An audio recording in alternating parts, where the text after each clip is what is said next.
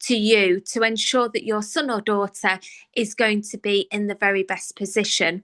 And I don't really need to introduce myself any further because Dr. Allo did a fantastic job of that. And the only thing I would say is I always wear pink. Why? I like the colour and it's a little bit like my trademark. So you will always find me in pink. And I'm not going to show the video because you had the video at the beginning. And I really want to focus a little bit more on the history at Habs. And I'm very happy saying Habs as well. Otherwise, Haberdashers Monmouth is a little bit difficult to say. So Habs is one of the UK's top co-educational day and boarding schools for children aged 3 to 18. And we take boarders from the age of 7. Our 400-year history means that we are really well positioned. We've got that really steep level of history that positions us in a really great environment for students. But we also know that education and the way young people work continually changes. And for me, we've got that perfect balance between the history and the modernisation and bringing those two things together. And Haberdashers Monmouth, and many of you may know, used to be Habs boys and Habs girls. And then over a period of years, we started to merge from the top and the bottom. And then we are now all the way co-educational through. And that definitely for our students has been the best thing. They really enjoy working together and really starting those relationships that we all know they're going to do at university and in the workplace, and really building confidence around working with the other group. And life in a UK boarding school, and for many of you, you may have had the opportunity to listen to other schools that Brains and Butter work with. And I think, again, it goes back to working with an education consultant like Brains and Butter, who know the schools so well that they can give you that impartial advice. Because, of course, I'm going to say my school is the very best, and I believe it is. But it isn't right for everybody. And it's about us finding what your child is good at, what they enjoy doing, and what kind of an environment are they going to work best. However, in every single UK school, there are lots of things which are all the same. For example, small class sizes are an absolute given. In most schools, 12 to 14 is the average that you will find in a class. And most of the schools have a truly wonderful global community. And that is what I love about my school. We have a really nice mix of students from over 20 nationalities. So I love it. We have the Spanish who are really, really lively. Then we have our Chinese students who are really, really studious. Then we have our students who might come from Germany and they might stay for a short period of time. We have students who come from year 9, year 12. We have young boarders coming from the age of 7. We have it all. And that really nice community means that everybody is very accepting, warm, and welcome. And also that we all learn from each other. And I love nothing more than going into a boarding house and the Italian students are showing the American students and they're showing the other students all about their culture, what they do in their spare time, what music do they play, what is life like. And all of those things really develop all of us in our community education. All facilities are outstanding, but all schools do specialise in different areas. And of course, that staff to student ratio and the facilities are absolutely what you are paying for. You are getting the very, very best. But of course, whilst it's not always about the top school, of course, you want the best for your child. And that does mean about them being able to have access to the university that they want to go to, and also to be able to study on a programme which is their first choice, which is going to get them a really good start onto their career. And I'll talk a little bit more about progression in a little while. So, whilst academic life, in my opinion, is not everything, it is, of course, exceptionally important. You are sending your child a long, long way away because you want the best for them. You want them to make sure that they thrive, they find what they're good at, they try new things, they make mistakes, they get back up again, they become resilient, gain all of those independence and soft skills as well. But you want them to perform to the very best that they can. And it is about the best that they can. Some students are more academic than others. Some students have to work harder than others. And I was certainly in that category at school compared to my brother, who naturally is very, very gifted. So we all have to work differently to make sure that we achieve the very, very best. But the environment creates that. The staff know students very well. They know how to get the best out of them, what makes them tick, when they need a little bit of a push, when they need motivating. And all of the things that we do, from small class sizes to wonderful facilities, through to working with you and the education consultant in partnership, means that between us, we're making sure that your child is working as hard as they can and getting the best from the experience. But of course, there are lots of things outside of the classroom as well. And one of the big ones, or two of the big ones, which I'm really going to focus on this slide, is the pastoral support and boarding. Because as a boarding student, actually, the boarding is one of the most critical areas of the school. That is their home, that is their house parents. The class friends become their family. So the boarding is really important. For our sixth form students, they all have their own single ensuite room, which is absolutely beautiful. And for many families, that's a non-negotiable. They really do want that single room experience for their child. When they are younger, so years 9, 10, and 11, then they will share a room, and they will share a room with the students of a different nationality. There might be 2, 3, or 4 in a room, but always single rooms when they reach the sixth form centre. And the boarding houses are beautiful. They're very much a home from home experience. They have little gyms in there, libraries, games consoles, ping pong tables, and of course they have a fridge full of food and snacks in addition to the food that they will get in the school. And the matron is there to look after them, and also becomes a little bit like the replacement mum for the time that your child is with us, because of course students need that little bit of love and attention and moral support. And that is where our pastoral team are absolutely essential. Some of our students need a little bit of additional support. They might have a personal opportunity to have support outside of the classroom, or it may be that they are dyslexic or have a different learning need and they need extra time in their exams, or they need a scribe. So again, all of our students are different. As you would expect, we have counsellors, we have a chaplain, we have nurses, all of the support functions that hopefully your child will need. And that is what makes us very important and very much like a family. Yes, what happens in the classroom, of course, is absolutely important. But your child is going to be with us 24 hours a day. They might not be going home for 6 weeks or longer at a time. And they really need to make sure that they know that there's somebody there to talk to and they're going to be really well looked after. And one of the things that's really important is the fun stuff that happens as well. So on a Saturday morning, our students do not have any lessons. They have what we call the Monmouth 100. And this is because we believe we work them hard enough and long enough during the week that on a Saturday morning, it is mandatory that they take part in a co-curricular activity. And that might be beekeeping, doing a sporting activity, chess club, yoga, dance, drama, going off playing golf, or one of many other activities. And because we are in a beautiful location, as you can see from some of the photos, within a 3-minute walk from the school, we have the beautiful Wye Valley, which is where a lot of our water sports, outdoor pursuits, outdoor climbing, running, and trail walking all take place. And then on a Saturday afternoon, students usually are involved in team sports. And then on a Sunday, We want them to relax. So the relaxation may be that they have a later morning. It might be that they go on one of the trips to Bath or Bristol or Cheltenham or somewhere else that is local. Or the best thing for them might be to totally rest in their boarding house, or they might be encouraged to go to the library because they need to catch up with some work. So Sunday is a little bit different.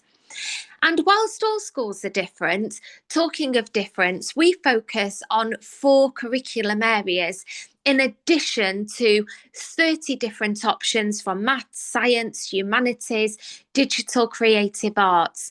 But these 4 things make us a little bit different and are one of the reasons why many local day children and international children decide to come to our school. And one of the exciting ones is design, fashion, and textiles, where Professor Jimmy Chu, who lives in Malaysia, although his great nieces come to our school, is our patron. And Professor Jimmy Chu is actively involved. He comes into the school 3 times a year. He does mentoring sessions, and he also supports students along their journey with other leading experts within fashion and textiles. Dance, drama and performing arts, sport and outdoor, and also science and sustainability. And this is just an example of Jimmy Chu being in the school, working with our fashion and textile students. And it's absolutely important, and indeed is the case in most of our curriculum areas, that we are working with industry experts, that students have the opportunity to really put practical skills into place, that they can build their portfolio of contacts and they can meet like-minded people along the way. We offer scholarships in each of those pillar areas and in addition academic, because we are a very well performing academic school. Scholarships are a fantastic opportunity if your child is able to be offered one. And of course, there are many benefits. One of those is money off the fees. But for most students, the biggest advantage is having that on their CV and being able to take part in a whole host of additional activities which are only open to those scholar students. And our scholar students really are very involved in the school and they're supporting leading the way in their curriculum area. The scholarship process starts in the autumn term, ready for 2026 entry. However, we do still have some scholarships available for September 2025. And of course, we'd love to still welcome any students who are still looking to start this autumn. And whilst I know the quality of this isn't as good as if I'd have got my IT working, hopefully these pictures give you a little bit of an insight into our school life. And in the top corner, we have our brand newly renovated sixth form centre, which has even got a Costa coffee in there and is absolutely incredible. We've got a range of libraries, dining areas, gyms, social spaces, games areas, and plenty of areas where students have got time and space to be able to engage with their other friends and be able to make the most of the school grounds. We also do the combined cadet force. We recently had a royal visit from the Duke of Edinburgh to the school as well. And he was very much opening and launching all of the £25 million investments and some of the new facilities that we have had. And Dr. Allo very kindly said how beautiful our location is. And for those of you that might know Bath, I live in Bath at the weekend, but during the week I live at the school. And many weekends, including this weekend, I decide not to go to Bath because I thoroughly enjoy being in the Wye Valley and spending my time in Monmouth. And if you do know Bath, that hopefully makes you realise how nice it must be in Monmouth. We are 2 miles over the English-Welsh border. So when I start on my run, I'm in Wales, then England, Wales, England, because of the geography and how close we are. And some families say to me, oh, well, we don't want our child coming home and speaking or having a Welsh accent. And I always say to families, well, if you're actually after a really good Welsh experience, Monmouth probably is not the right place, because although we're in Wales, we're very much, most people here are English, and speaking to or hearing people speaking Welsh are few and far between. And I think this is an absolutely charming photo of our town centre. And the town centre is vital. 10,000 people live in our town centre. The vast majority of them have either been to the school, their family have, or they've worked at the school. And the school and the town work really closely together. But why I love the town and why I think my school is in a wonderful position is because we are one of the happiest places to live in the UK. We are exceptionally safe and friendly. But when your child is a little bit older, them having time to go into the town centre is part of that experience, growing up and spending time. So many families and students, whilst they can enjoy the beauty of the natural area, they also do not want to be in the middle of nowhere. So we've got that perfect link between the two. And Monmouth is about an hour away from Bristol. We're not too far from Cardiff. We're 17 miles from Hereford, and we're 2 hours from London. So we're very, very accessible. And like all schools, or most schools do, we pick students up from London Heathrow, bring them directly to the school, and make that transition very, very easy. So boarding life, I shared, is absolutely critical. And for me, if boarding is right, then the academics follow. The boarding house, we spend a lot of time making sure we get to know our children, the boys and the girls, because we do have different boarding house options. We have different rooms, and then it's about matching the right child with the right buddy or buddies in the room so that we're confident they're really going to get along and really value their time working together. Um, Boarding life, of course, during the week is a little bit like when we leave our homes in the morning, very busy, grabbing breakfast, going over to the dining room maybe to have breakfast instead, grabbing all of our things. But the true time in boarding is in the evening, after students have had their supper in the dining room, after they've done their homework, and when they have that small amount of relaxation time. And we always encourage boarding students to be in the communal areas before going to bed. So it's very much about making sure that they're having fun, they're chatting, they're getting engaged, they're laughing, they're enjoying themselves, playing games, sharing experiences. And certainly in the weekends, that's when they do a whole host of fun activities. So they might have a pamper evening, karaoke evening was on the other night.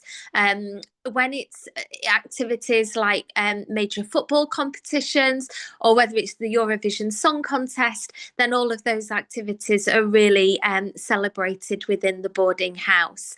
And this room here just shows you an example of a single boarding room for a sixth form student, where they've got that space to be able to do their own individual study as well. And we've talked a little bit about the activities on a Saturday, but of course, boarders are with us on a Sunday as well. And these activities are crucial. And we know some students love sport, some students do not like sport, some students are really keen to get on the stage, and other students would be really fearful if we said that they were to get on the stage. So it's about giving people the opportunity to be able to try something without taking them too far out of their comfort zone. So we're very keen to find out what they enjoy doing and making sure that all of the activities appeal to as many students as possible. And this is tiny, probably not even readable, but it is our destination of leavers, which I'm always keen to share with families, because it really goes to show that whilst, okay, we might not be ranked in one of the very top performing academic schools, and there's a reason for that, because of course those schools have very high entry requirements, but our students go on and do a wealth of things at a wealth of places, whether it's Bath, Bristol, Cardiff, Durham, whether it's Oxford, Cambridge, Nottingham, Manchester, York, Warwick, and a whole range of places overseas as well. And our job, our careers team, work really, really closely with your son or daughter to really make sure they know the opportunities. when we have universities that come in, or when we're going and visiting universities, that they have got that time to really explore what they want to do and how we can make sure that their personal statements and their applications are as rich as they can be by the time they are applying. So, our academic results are fantastic. And of course, we are still a selective school, but we're not as highly selective as some of the other schools may be. And the one I always pull out here is that our A level grades at A star to B are nearly 70%, which is absolutely fantastic. 70% of the grades at A level are A star, A, or B. And of course, the other important thing on there is that 60% of our students are going to Russell Group universities. And in September, 6 of our students are going to Oxford or Cambridge. So we're back to this ongoing debate between highly academic or not, top school or not. But many of the schools, which are not deemed as one of the top schools, are getting absolutely incredible academic results. I love this picture because this picture is our whole school community, which was taken last year for the school photo. And whilst we can't see, if I were to zoom in, you would see again the wonderful range of nationalities that we have. So in our school, we have 200 children in our prep school, we have 400 children in our senior school, and then we have 200 children in our sixth form from over 20 nationalities. We have around about 200 boarding students. Half of those are from international countries, and the other half of those are UK boarders. So, again, we've got that really, really nice mix to give you the confidence that your child is not going to be rattling around at the weekends. They're not going to be the only overseas students, but of course they're going to benefit from the fantastic makeup that we have. And I know a lot of our students. All of the students are absolutely wonderful. They're charming, they're welcoming, they all want to work and try hard and get the very best and make their parents proud. And that is very much the community that your child would be joining should they join Haberdashers Monmouth. And at that point, I will stop. I will thank you for your time. And I think we now have a really nice opportunity for a summary from our hosts and for any questions. Thank you. Oh, wow. Thank you so, so much, Becky, for that very rich presentation. My notes are actually filled. Like that you shared a lot of really interesting insights, and I'm really looking forward to the conversations. I want to encourage our parents, please use the Q&A box. It's at the bottom of your screen. Please use it to ask questions. Thank you to our parents who leave in comments. Please send in your contributions in the chat box. So thank you, thank you, thank you. We really appreciate your comments. Okay, so wow, Becky, when I came visiting the sixth form center, Yes. absolutely just blew my mind, literally. Like there is a how when you go to the airport and you scan your boarding pass to be able to go through to enter, to go through security. That's how it is to enter into the sixth form center. They have this state of the art building, like the facilities inside. Everyone has like the card they scan to be able to gain access into the building. So of course, the security is top there. And even when you're inside, you can't enter everywhere. You still need to scan your cards, because you know how people can just probably rush in or something. There's security all over. Amazing facilities. That was actually quite a a, a top point for me, because Yeah. I've been to different schools. I see lots of sixth form centers. I haven't seen any as big as this one. It's like a school all by itself. Yes. I just really want to applaud the school for the amount of investment. And I was saying, his name is Mark, right? Please remind me, is it Mark that took me around? Mike, yes, Yes, I wasn't too yes, far. Mike, yes, I was saying to Mike that in an economy where that people are really struggling within the independent sector and the VAT and all of that, Haberdashers Monmouth has invested millions yes, of pounds. So that shows a very strong financial foundation that the school has yes, to be able to put that investment into the sixth form center. I think that's absolutely phenomenal.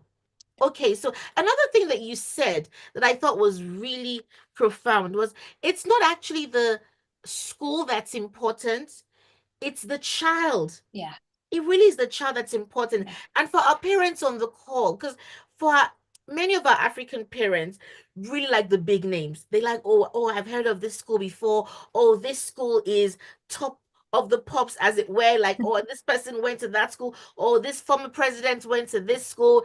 And we understand that. But one of the things I say to parents all the time that it's not about that. It's about your child. yes, It really is about your child. So you really want to make sure that school environment is right for your child. It's like a seed and a soil. It really is about the seed, and you want to put that seed in the right environment that will nurture the growth of that seed. So, the first question I have for you, while I'm encouraging our parents to please ask their questions, is how would you define a top school? What do you think makes a top school, Becky? Well, some would say it's about the results. And for me, I would define a top school on how happy students are. And I think that tells the story. If you visit a school or you're told that, everybody is really happy and you speak to parents, that for me is the absolute, we have got it right. Because students are all so different. And I talked about trying to get a quiet student to go on the stage. And that would be some students' absolute nightmare. So we have to know the student, we have to really encourage them. And yes, we want them to try new things, but they have to be happy. And if we have got a happy community, I would say that is a school that's doing its job well. They've really made sure that they've engaged with the students and they've got to know them as an individual. So for me, it's about happiness because, as we all know, if we're happy, we do our very, very best. And I'm sure we've all worked in places where we haven't been happy and we know that our output is not as good as if we are in the right environment for us. So I honestly believe the word happiness is about what is a top school. That is so profound, honestly. I was at the independent school show about 5 years ago, and the head, I think he was a past head of Brighton College, which is a top school academically speaking. And when he was asked what would he say is the singular most important thing about finding a school for your child, and he said the same thing you just said. Right. It's Yeah. about a happy school. And I remember he mentioned that the word may not sound like the a trendy thing, or it may not seem like something we talk about within schools, but it actually really matters that there's love in the school environment and your child is loved, your Yeah. child is accepted, your child is nurtured, and your child is happy. Yeah. It really goes, it can literally transform even an adult. Even an adult, so how much more younger children who are still developing emotionally and physically. So, a happy school, you can't top that as the definition of a top school. Yeah. I really like that. Now we have a question from a parent, and I'll just read that question. And the parent has asked, do you have provisions for students with special needs? Yes, we do, and most schools do. The level of it really depends. That's the difference. So some schools offer very, very individualized teaching and learning. I would say we sit somewhere in the middle. So depending on the student's learning need, absolutely. And I think it's fair to say that more and more students are needing additional support. And I think that is still a fallout from the pandemic because many students either lost their confidence confidence, they weren't socializing, or they fell behind on their studies. So our starting point, and we always say this, as I'm sure many schools do, it's all about being transparent at the beginning. What is it that your child has either been diagnosed with, or what do we think they struggle with, so that we can make sure that that one-to-one support is there from day one. And it might be as simple as them having one-to-one outside of the classroom. It might be that they have to do additional lessons, or it might be they get extra time, or it may be that they're on medication and they administer that with the support of our nurses. So absolutely, but the starting point is, let's have a conversation about what it is. And then we are very, very honest about whether not only we can meet the needs, but we also know how many other students are joining us that have needs. And what all schools will want to do is make sure that they've got enough staff in place for those students that are coming in September. So sometimes it might be, I'm sorry, we can't meet the needs, but it's only because we've already got so many students who already need support that we're not able to spread it any further. But absolutely, all independent schools are really very, very good. And the key word is personalised support. What it looks like for one is very, very different than another. I think that is such an extensive response to that question. Thank you very much. And this is the great thing about having someone like you who's really experienced, because like you said, many schools will say that they provide additional support for children with special needs, but it really does vary what that provision looks like. And I like that you emphasize the personalized support that is offered to the child, and really having a very transparent, honest, open conversation about the needs of that child, and seeing how the school can come in and having those conversations with the school, and the school would be open as well to say, oh yes, we can help provide this support, or no, we can't provide the support. So those conversations are important, and as much as parents can do as well, like, you can observe your child. So yes, you can have an educational psychological a report written, put together by an ed psych. It's also worth you studying your child and documenting certain things about your child. What in what environment, or in what do you do that brings the best out of your child? What triggers your child to feel a certain way? What are your child's strengths and weaknesses? I actually advise parents to have their own reports about their children, and put your own notes together as well. It makes for a rich conversation, and a rich and honest conversation with the schools. And let me just encourage any parent that has a child with special needs, your parental involvement, your parental intervention, and finding a great school makes a world of difference. It actually can transform that child's life and really lead to a great progression for your child. So please keep up the parental intervention. Keep it up and find the right school environment that will add to the great job that you're doing. And you'll be amazed how much that child will blossom in the course of time. Okay, so there's another question for you, Becky. Um, I think it's a bit similar actually in how you tailor your academic support to different learning styles or abilities. And the twist I'd like to add to this will be for your highly performing students. I like that 6 students are going to Oxford or Cambridge Yeah, this September. I think that is really impressive. That thank that you. is Yeah. so good. There should probably be another measure of liver destinations and how many are going to Oxford and Cambridge, or percentages, because a school may not necessarily come up on the Times or Telegraph League tables on the top 10, but it's sending a good number of students to Oxbridge as some of those schools on the Telegraph or Times list. So if you can speak to us about the highly performing students as well, that would be amazing. Of course, and all schools want highly performing students, and of course they are essential to making sure that again we have that really broad range of student coming in. But you're absolutely right. We need to make sure that they are constantly pushed, that they feel they've got the additional opportunities to really advance in their studies. And there are a few different ways of doing this. And of course, if they are highly academic, they would be a scholar. And if they are a scholar through that programme, that is where they go on a range of different trips and visits, visiting speakers. They get involved in different events, and the scholarship program really does push them. The other way, of course, is that they may be studying more qualifications. So it might be that they start with 4 A levels and they continue with all 4. In some cases, students doing 4 A levels where they're highly academic, they may even do 5 in year 1, or they may add the extended project qualification, which is an incredible half A level, which really gets students used to doing a research piece and writing a mini dissertation.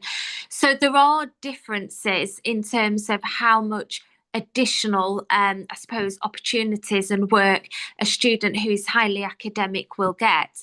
And of course, those students we would be working with in regards to our Oxford and Cambridge University applications, because if they are highly academic, then usually their desire and that of the family is that they will be going to an Oxbridge, Cambridge university. But it does come back to our teachers really knowing the students and again, really pushing them. If we know they're highly academic and they're coming to us with really good grades, we're not going to be taking anything less than really good grades all the way through their time with us. So they will certainly be pushed in a very different way because we know they're very capable of getting the very highest grades that they can. I think that's amazing. And you know that in addition to those who are highly academic, there are children who are really sporty, Yeah.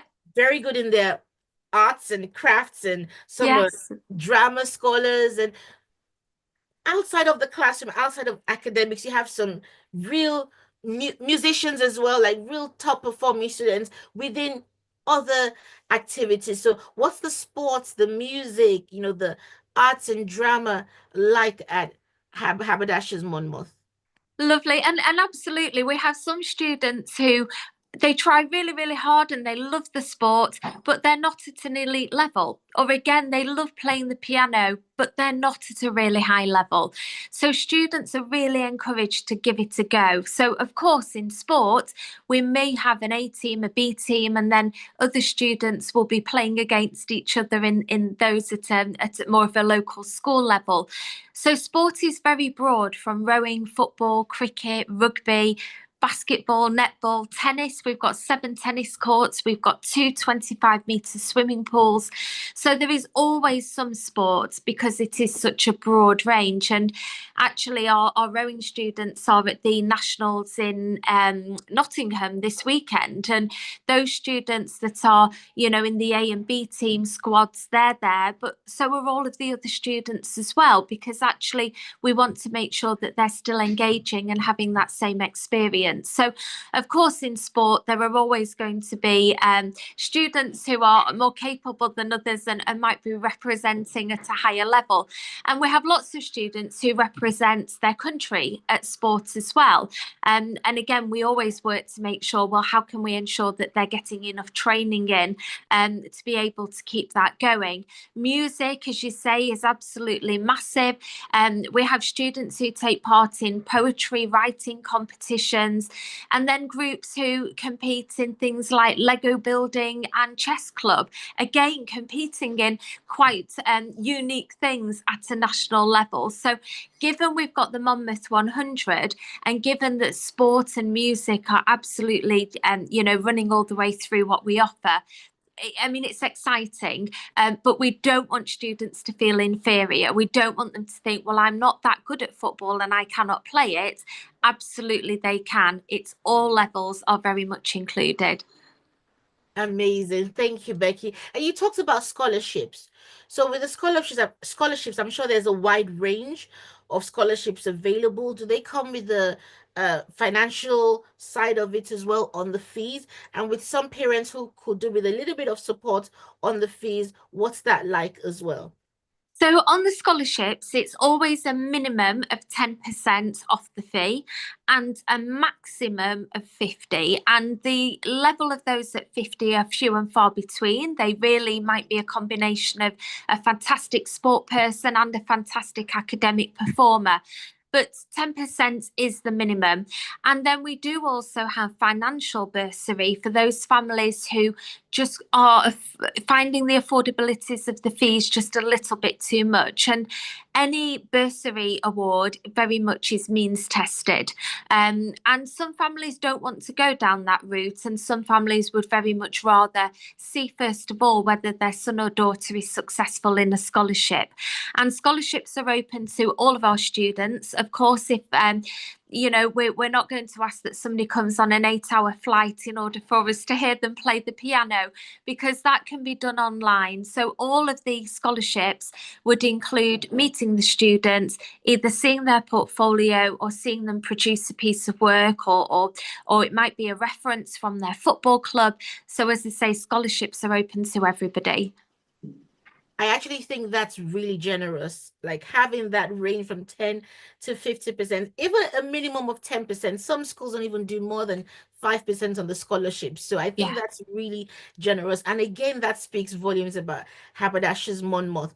I remember meeting Kain when I came, Yes, and it yes, was such a joy. Like you know, how you talked about happy children. yes. She was so happy, and she actually curtsied to greet me.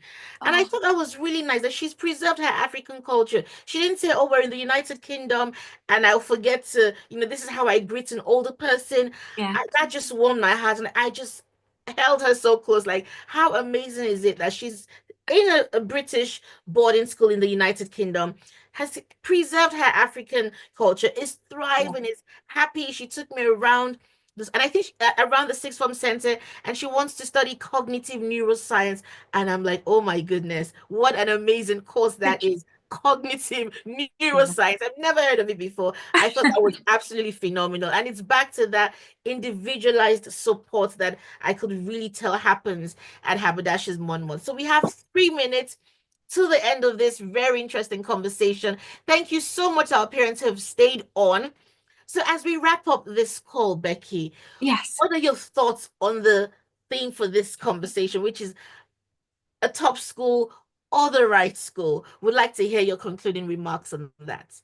Of course. Well, I personally, when I am buying a service, going to a hotel, whatever it may be, I am always led by my own gut feeling. And I think that is important. For your parents, they've got yourselves as an absolutely incredible education consultant. You've visited all of these schools, you've met students at these schools, you know, people like me that work in the schools. And I think with the research that families can do online, and I always say to families, if you want to speak to one of our students from Africa and their parents, again, that will really hopefully give you the confidence. Or again, they might tell you the things their child has struggled with, and that will certainly help you with your sort of findings as you go. But for me, quite often it's that gut feeling. Where do you believe your child will be happy and safe? And if they are happy and safe, they will definitely be successful in their academics, regardless of the academic sort of standing of any particular school. Amazing. Thank you so much, Becky. I did. Oh, wow, Becky. Yes, Remember, I said, please tell us about haberdashers.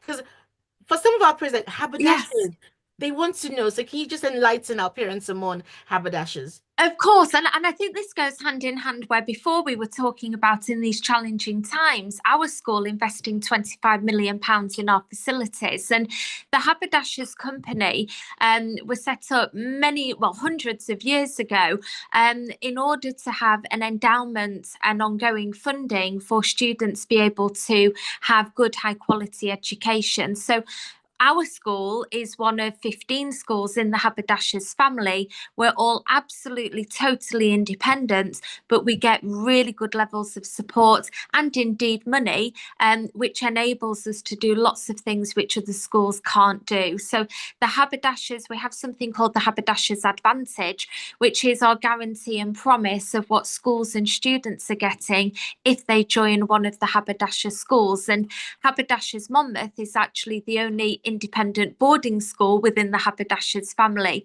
But the Haberdashers company name has a worldwide long-standing reputation of delivering very high education to students in the UK. That is so good. Am I right in saying that the haberdashers are like silk makers or Yes. buttons or something along those lines? Yeah, so your traditional haberdasher textile material clothes making history, which again is why so perfectly our partnership with Professor Jimmy Yes. Chu really brings us back to that, I suppose, that modern day fit of fitting the haberdashers yeah, tradition. Oh wow. I never actually brought the two together. I think that is so good. So good that you've actually I saw the fashion and textiles departments and again no I saw sewing machines all over the Yeah, place and I'm told these are like state of the art sewing machines. I've never seen like digitized sewing machines. It looks so good. And you have one in the lower section or the junior section and then another one dedicated to fashion and textiles. And of course having Professor Jimmy Choo yes, from his expertise. I was at the airport recently and I saw the Jimmy Choo designer store and I was like, wow. And I looked at some of the cost and I'm like, oh my goodness, this yeah. is so expensive. And this is the same person who gets to come to your school and share of his experience with the children. I think that is absolutely phenomenal. Yeah, thank you. And I don't own any Jimmy Choos either. They're certainly out of my price range.